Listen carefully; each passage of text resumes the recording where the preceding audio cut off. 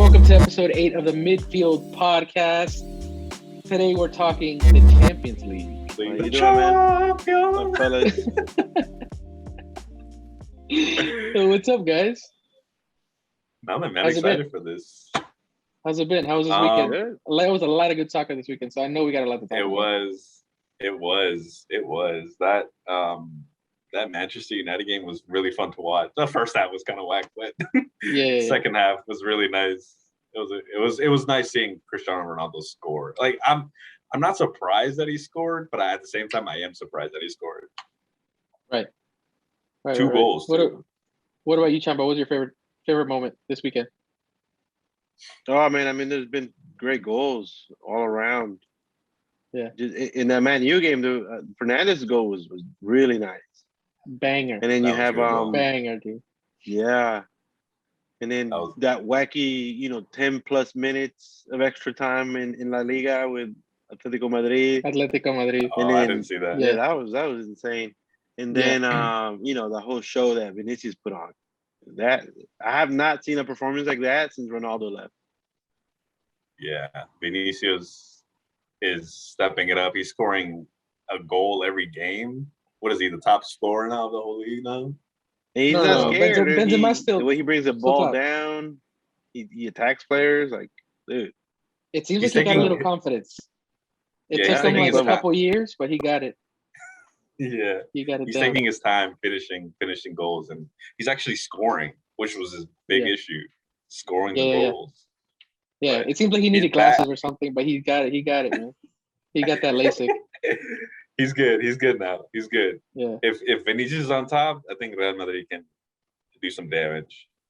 Yeah, he'll be good. Now, my favorite. And no surprise. Sorry, go ahead. No, my favorite moment this weekend was when he. I know he probably wasn't supposed to do it, but when he climbed into the crowd, and like everybody was hugging him, dude, that was amazing to me. Like, I got chills, and I was watching it on my phone, but like you could see like the emotion on everybody's face. Like it was dope. And after that good goal, cool. Yeah. Yeah, I hope he doesn't get in trouble for that. I think he might, but who knows? They haven't said anything just yet. They would have said something. He got a yellow card, but I mean, whatever. The only thing he'll get in trouble is because of the whole, distancing. But yeah, and if you look close, some dude gave him like a kiss on the cheek without a mask, so that's kind of iffy. But hopefully he's good. Yeah, he'll be fine, dude. Yeah, he'll be fine. But what do you guys think? Okay, so we're coming into we left a great weekend of soccer. We're coming into Champions League. The opening week of Champions League this year. We have some really good games coming up. Match day 1, exactly. We have some really good games coming up. Some what seem to be really good groups. I think most groups are pretty even. But Marco, what team do you think is the group of death this year? Oh, we were just talking about this earlier. I think it's the Liverpool group. Liverpool with Atletico Madrid and is it Porto. Milan? Milan and Porto. Milan. Yeah. Yeah, I mean, just right there. I mean, you have what, like 11 Champions League, combined between all 4 of those teams, which is just Liverpool and Milan. But hey, but I mean, in Porto, right? Porto won. And Porto has won. Porto won in 03. They have one with Mourinho. Atletico's the only one that didn't win. Only Atletico's the only one. Yeah. No, but I think that's gonna be a fun group. If they if teams come out and they want to win the group, it's gonna be a fun group. Yeah, I agree with that one. Julian, what do you think? Definitely Group B, I think, is definitely the group of death. Group F, I'm looking right now, has Manchester United, Villarreal, Atlanta from Italy, and the Young Boys. I mean, coming up from Villarreal's win over Manchester United in the Europa League, Atlanta has been really nice these last couple seasons, and Manchester United is stacked. So, I mean, just with those 3, I don't really know much about Young Boys, but with those 3 teams, I think this group maybe like really second to Group B's group of death. So I'm excited to watch that group. Yeah, they're probably my surprise group, because I do think like a lot of these teams came up from the Europa League, right? And they're not the same teams that they were last year. So we'll see what happens, and I think that group will have some really good games and give us some excitement. But yeah, I think to me this could be one of the best Champions Leagues in a long time. Like you have the PSG Man City group, right? Yeah, which every is incredible. Every group has two big like teams that are gonna face each other. They're gonna find. Yeah, I was just about to say that. Like every group has like Juventus and Chelsea, Barca, Bayern, Real Madrid, Inter, that's gonna be a good game. And probably the most even group, as far as like the popularity goes, is G, which is Lille, Salzburg, Sevilla, and Wolfsburg. Like that could be a pretty even group, which is always fun as far as soccer goes. You know, you're gonna have exactly. So I'm excited. I'm excited to see Sevilla in the Champions League. I don't think they've been in it. No, they have. It's been a while. But they've been in the Europa League for a while, right? Yeah, they won it 3 times in a row, if I'm not mistaken. Yeah. Yeah, but remember that's their championship. Remember the way the UEFA League populates is the best third place teams from groups go down to the Euro. So Sevilla has always been in the Champions League. It's just they can't get past that group stage. So they're better than the Europa League teams, but they're not as good as the Champions League. They can definitely come out of this group. But they have a team. They have a really good team this year. Yeah, they can definitely come out of this group. Mm-hmm. They're really stacked this year. I think they could cause some trouble for a lot of teams. Let me ask, if you were to pick a team right now, knowing what you know and knowing what's on paper, basically, what team do you have winning the whole thing, Julian?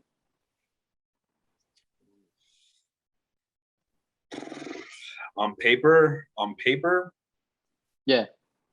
PSG will win the Champions League. Ooh, are you assuring that? You sounded pretty sure, Julian. On paper. Okay. Take a screenshot of it. So on paper, we're recording this. Just because, on paper, that PSG literally bought this team to win the Champions League. I don't think they're going to off of paper, but I think PSG will win it on paper. Okay. Julie, Marco? For me, I'm gonna, I think I'm gonna pick an old team, someone who's always there. I think Madrid's gonna win it. I think Madrid's gonna win it. I agree with you. I think I think it's gonna come down to a PSG Madrid final, and it's gonna be a clash. Something's been brewing since this summer. It's gonna end up, next spring, and it's gonna be a clash, and it's gonna be awesome. Yeah. If Messi again against Madrid, it's gonna be great. Ooh. Yeah. Dude, I have to agree with you because I want to say like Man U and PSG, maybe Man City with what they've built.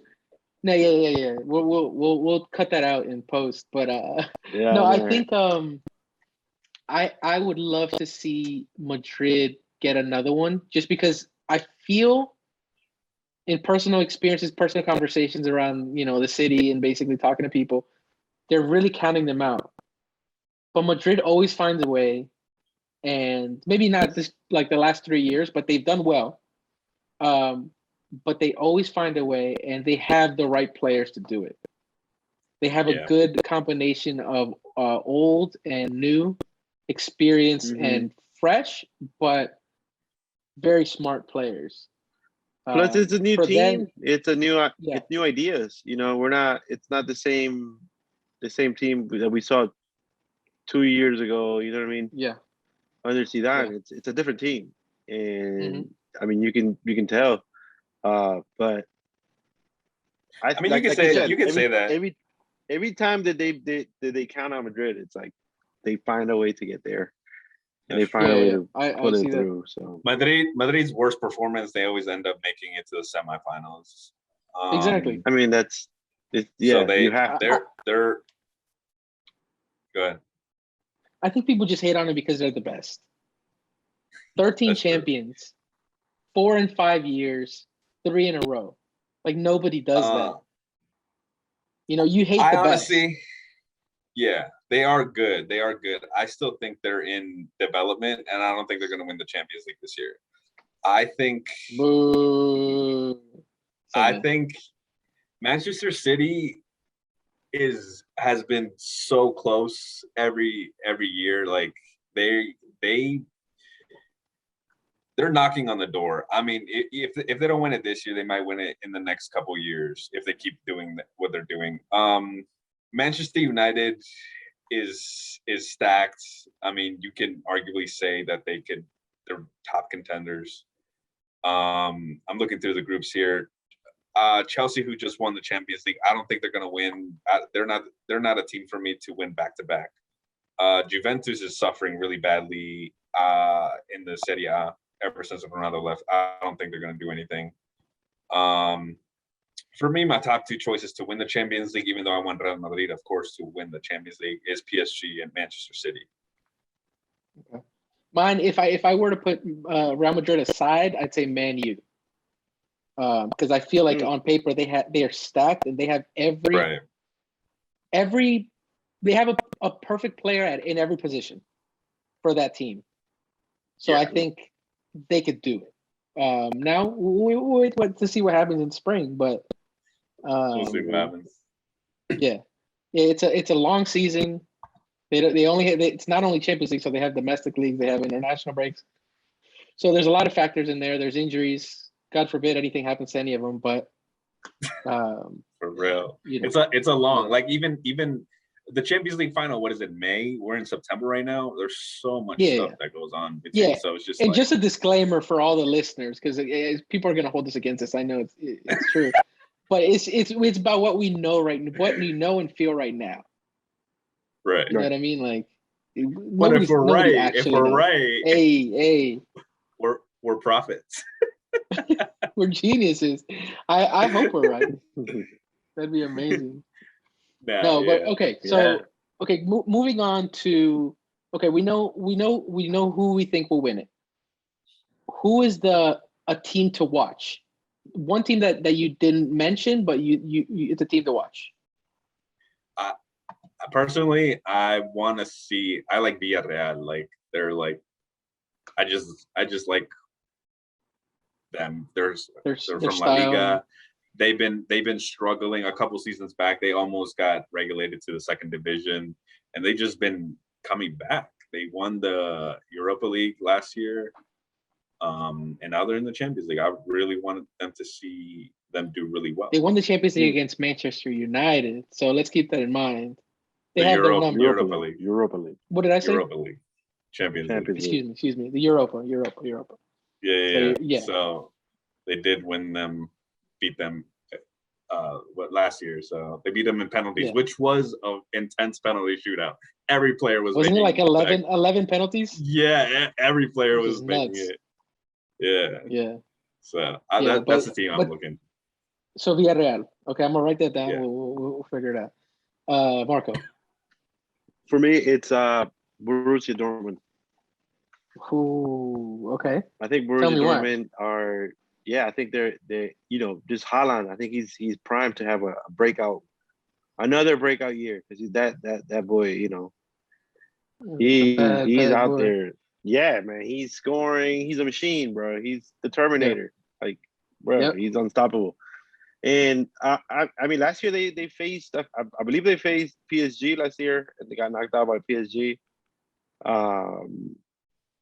So I mean, that team should be good enough to advance and go far and be be like a hard match against those big clubs that we spoke about earlier. You know what I mean? Yeah. And it's just gonna be great. I feel like they're always that team to watch. Like you never want to turn your back on Borussia Dortmund. Like at least I know let's say the beginning of the decade, like 2012, they were beating Madrid a lot, and like they were weren't they beating us in like or they were giving us a hard time. They give us a hard time. And I remember it's like, man, like I never want to play them. They're just so good. They have quality players. They seem they're basically unbeatable in Germany. Like if you play them in Germany, it's like, geez. Yeah, because the crowd. Have you seen the crowd? They have the best crowd, I think, in the world. I would say their stadium is. I think so. It's like up them. there. Like it's up there. Like it's all yellow. Like everybody's jumping. There's no sitting like at that stadium. No. I mean, maybe competes with like the Argentinian teams, but probably that's a different scenario. That's a different scene. Yeah. But Dortmund is always that team to watch for me too. Like I feel like they're scary. They always put up a fight. And I know they've lost players because they lost Hakimi, they lost Sancho to United, but they somehow they are able to mill players. They're able to find these little diamonds here and there, and they bring them up, and then Bayern buys them. But then they come back and get some more players. They do. They do. A lot of players come out from there. They do. Yeah. I wonder who honestly who's behind their.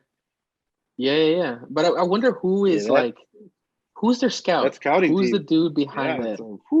They must be incredible. Like, or they are incredible. Pay that guy. Yeah, that guy's the GOAT.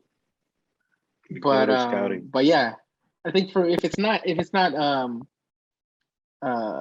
Dortmund, Julian, what do you think is the team to watch? Or you already said Villarreal. I'm sorry. Yeah, who's your team? For me, I would say, let me look through the list real quick. Because I do think Dortmund, Villarreal is a good one. Sevilla is also good. Yeah, I'm very scared of these really small teams, like, or what we would say small teams. But like, I mean, you have, I don't know, like Shakhtar, Dynamo. I would also look. Those teams do stuff. You know, Bruges beat Real Madrid like 3-0, didn't they? Like 1 year. So I don't know. Like, PTSD, all that stuff. Yeah. those are bad times. But maybe a team to watch. Obviously, maybe you could interpret this in a different way. But team to watch, PSG. I mean, they have every player possible. It's gonna be fun. I think I'll tune into every game, obviously. So that would be my team to watch. We'll see if money can actually buy you a trophy. Yeah, that's what it is. And it's them and City are just like Julian said, they're knocking at the door, but they're throwing bags of money. Yeah. It's not like actual knocking; it's just bags of money being thrown at the door. Yeah. So I mean, those teams are, they are what they are. They got the money, they got the financial assets behind them, and but they're gonna be fun to watch. Yeah. I would say AC Milan is another team that I would like to watch because I think this is their first year back in a minute. It'll be great. I mean, Atletico glory days. Atletico Madrid. You know, Bayern. We haven't said Bayern, and one team we haven't mentioned at all is Barcelona. I don't think they're this deep year. enough. Yeah, you don't think they're deep, but this is what I'm thinking. Look, all right, Messi's gone, right? Everybody thinks that'll be a big, a big knock, right? And Griezmann, okay, fine. But I think it could be great in the next, maybe not this year, but in the next 2 years, it's going to be great for that team just because a space opens up and a whole new system is going to have to be played. They don't have to worry about going, every ball going through Messi. It opens it up and it makes soccer a little funner. But they don't usually play with a new system though. Yeah, they're still going to play the same Barcelona system. Yeah, exactly, the same system. But as far as going through Messi, the entire time. Like that was their game plan. Give the ball to Messi, move away. Or something like that. Like it's every ball has to go through him. And so that might open it up for other players. Like, I mean, other players that maybe weren't able to shine or give their full potential. Like I always said, like, Ricky Puig, I don't know how you say his name. But that dude has talent. And he just never gets a chance on the field. Obviously he doesn't play the same position as Messi. But I think that'll open up space. Pedri, everybody's on Pedri right now. I think he'll be able to show what he's made of. I'm not saying he's going to be like, like a Xavi or Iniesta. Like, I don't think that. Like, I think people are hyping him up right now a lot, and it might hurt him in the long run if he doesn't know how to control, that hype. But I don't think he's going to be Xavi or Iniesta. But I think he's talented. I do think he's talented. But I think that might be another team to watch. I don't think they have the capabilities to do it. They're not deep enough. No, they're not deep enough. Yeah. Because I mean, look at the attack. Who do they have in the attack? Dembele and Ansu Fati, like. Yeah, which I'm not sure if Ansu Fati is even healthy right now. Right. Is he back? I don't know. And you got Pedri. I mean, Pedri could give you 7,000 passes, but can he when's score? the last time he scored an assist or scored a goal? I mean, he's playing how many games? They were touting him play like 4 months straight in the summer, and yeah, but that was just the hype, dude. Because I mean, Richarlison I'm not hating. played I'm not hating. the same amount, saying. Yeah. No, we'll see how a lot they of players do. play the same amount of. I'm keeping my eye on. I'm keeping my eye on Barcelona. I always keep my eye on Barcelona, see what they do next to Madrid and all that stuff. Always. Yeah, that's another team like you can't really count out. Yeah. Like historically they're great. So who knows? Right. Who knows? Yeah. But yeah, I think there's a lot of teams to watch, and I'm really excited. Yeah. Tell me what is a one player to watch for you, Julian? I mean, for I'm looking forward to Haaland. I want to see him break out, and hopefully he does really well enough to join Real Madrid eventually. But since we're on the Vinicius wagon, the way he's playing, I would love him to do really well in the Champions League, because he's finally scoring goals, and I need those goals to translate into trophies. Like last year and the years before, his goalless streak really cost us a lot. So I'm hoping that once he starts scoring a lot of goals, it translates into trophies, because that's what I'm looking for. I mean, it's cool that he's scoring goals and all that stuff, which is I've critiqued him a lot, and I mean, on a personal level, that's cool, but I need to translate this goal scoring now. Like, okay, you're scoring goals. Like, now what? Now let's win trophies. So, hey, Julian, are you going to apologize to Vinicius if he becomes a superstar? Oh yeah, if we win the Champions League this year, I will write a personal letter. You better.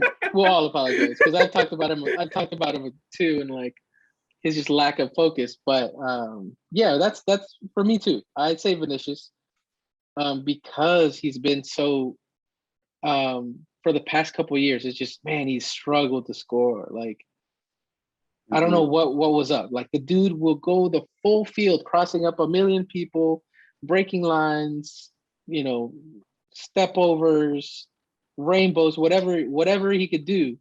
As soon as he made it to the goal, he would spaz. And I don't know what was up with that, but it could have been just confidence, or I have no idea. But I think he's the player to watch, because if a player like that can score 25 in a year, to me, there's no reason why he shouldn't be in a conversation with Mbappe and Haaland and those types of players, because he's young and he can score, and he's he's scary for defenses. That's the only thing that he was missing to be a beast and to be scary to people, scoring. To be able to score. And you would think that's common sense, right?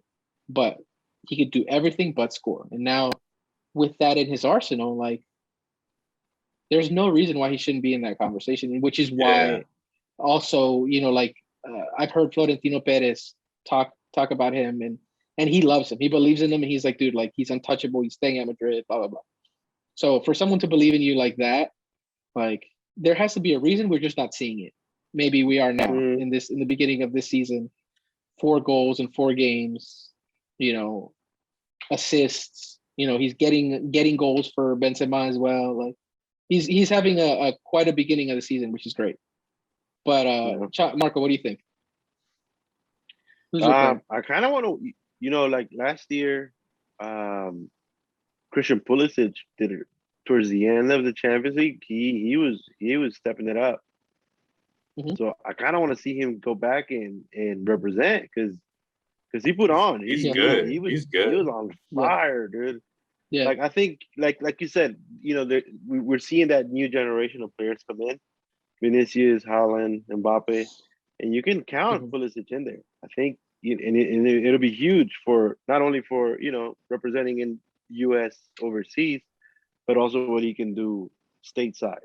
You know what I mean? Seeing for the younger players, seeing that hey, he did it.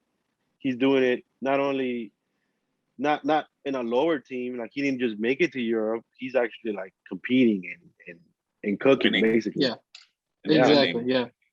So that's that's. No, go ahead. No, I was gonna say that's one of my players that I'm looking forward to see, because Chelsea they did revamp, so they're getting ready. They picked up Lukaku, and their team is still set from last year. Lukaku, so, I love Lukaku. I forgot. I'm watching Lukaku too. Yeah. Okay. I like that. I wasn't thinking Christian Pulisic, but I think it would be his season this year to break out even more because of what he did last year. I mean, didn't he score in Madrid? He knocked us out. He just comes in and he's that spark that Chelsea needs, off the bench at least. So that's a good one. That's a good one. I didn't think about that one at all. But since we're talking about young players, young American players, since you brought that up, have you guys heard of this guy named Ricardo Pepi? No. From Dallas FC? No? You guys need to watch him because FC Dallas. I'm sorry. He's catching the attention of a lot of like European teams, and like the kid is 18. Wow. He's the one that scored. He was the one that scored for the US against was it Honduras in the qualifying match? It was Canada. Yes. Honduras. Where they were Oh, he scored against Canada too? No. It wasn't Canada. It was Honduras. It was the third qualifying game in this last round. Yeah, it was Honduras. Okay. And the thing with him is that he's a natural scorer. Like, we don't see that very often anymore. Everybody's kind of like a Swiss Army knife. Like, even maybe Lewandowski or Haaland, like those are like natural scorers. Like, when I think natural scorers, I think like Raul or from back in the day, Inzaghi, like those types of players. Ronaldo, Cristiano Ronaldo now. Like, those are the types of players I think. But like, as far as coming up, I think that could be a player to watch, man. He's not in the Champions League this year, but you never know for next year. I think everybody should watch him. With the U.S. men's national team, there's always one player that's always like, oh my God, like he's gonna change the whole U.S. men's national team, and it always comes up short. I mean, Pulisic is probably the only one who's actually like representing and doing it. Yeah. I mean, Landon Donovan was but compare Donovan and Pulisic. Compare them right now. Like, who has a better career? Right. What has Landon Donovan done internationally? He didn't do anything. I mean, he broke out. I get that. Yeah, he broke out. Pulisic is out there like, he did break out. I mean, he didn't really do anything. Yeah. I guess he set the like foundation for like. Yeah, he set the foundation. The young guys. So I mean, he did do that. But like, I mean, ever since, I don't know. There's always I'm forgetting their names, but every time the U.S. restacks, there's always like this one really good kid or a couple good kids, and then they disappear in the MLS, and then I don't know what happens to them. So, I mean, I'm not. Yeah. I mean, that new kid, yeah, he's good and everything, but I mean, we'll see what happens. Go do it, right? Yeah. Yeah, you got to do it. We'll see. He's gonna do I just it, hope but... he doesn't start complaining like the other guy. What's the guy's name? Tyler Adams. Tyler Adams. They're like, come on, bro. Like, stop complaining. Go play. Yeah. He stays complaining, dude. But yeah, I it's just a player to watch for me. Like this season, like I hope he does well. Yeah, me too. I'm always rooting for the U.S. He just scores, man. Yeah. But yeah. Is that it? Do we got anything else to say? What do you got to say, Julian? You got any good things to say? Any final thoughts? Final thoughts. I want Ronaldo to do really well in the Champions League. If it's Madrid, Manchester United, of course Madrid, but I want Ronaldo to do really well in the Champions League. Would be cool. That'd be great. So it'll be great. That's my final thoughts. He does have a team. He can do it. Much better than Juventus, honestly. Yeah, I think so. I can't wait until PSG has a tough, like you know how you get those home and away games. They have a tough away game coming back. Maybe they're down 1 goal. Maybe you know what I mean. They have to go get a score. Who's going to step up in that team? That's what I want. Because they're stacked, but when stuff hits the fan, who's going to be there? You know what I mean? Like, yeah. Real quick. Speaking of home and away, I think there was a new rule that they're changing that. Like the away goals are not going to matter anymore. What do you guys think about that? Real quick. I heard that too, but I don't know if it's true. Like if it's official. Yeah, I don't know. I don't know if I don't think it's official, but like they're contemplating I love the away goals. I love Me too. Them, yeah, it changes the game. I love the away goals. It changes the whole game. I was just gonna say without the away goals. If you're the away team and you get a goal, like and you're a smaller team, dude, that's money. That helps. And you go back to your home, and that's money. That is money. Yeah. That is money. And without the away goals, we wouldn't have had all these comeback games, epic comeback games, epic comebacks. So. Yeah. But yeah. I think they should leave it. They should leave it. I think they should leave it like that. I stopped changing stuff. Like talk to your boy, dude. Talk to your boy. What's his name? Seferino. We're gonna crack. Dude, he's always complaining too, man. He's doing something. Yeah. All right, guys. Well, that was episode 8 of the Midfield Podcast. Thanks for tuning in. Don't forget to follow us on Instagram at the Midfield Podcast and on Twitter at the Midfield Pod. And stay tuned for more episodes. And don't forget to hit the like and subscribe. And we are on all pods, on all of them platforms. So thanks for watching, guys. Peace. Throwing the peace on. Oh, that looked like a middle finger. I know, it did. You can see your index finger. That's dumb. Dude, I didn't say that, man.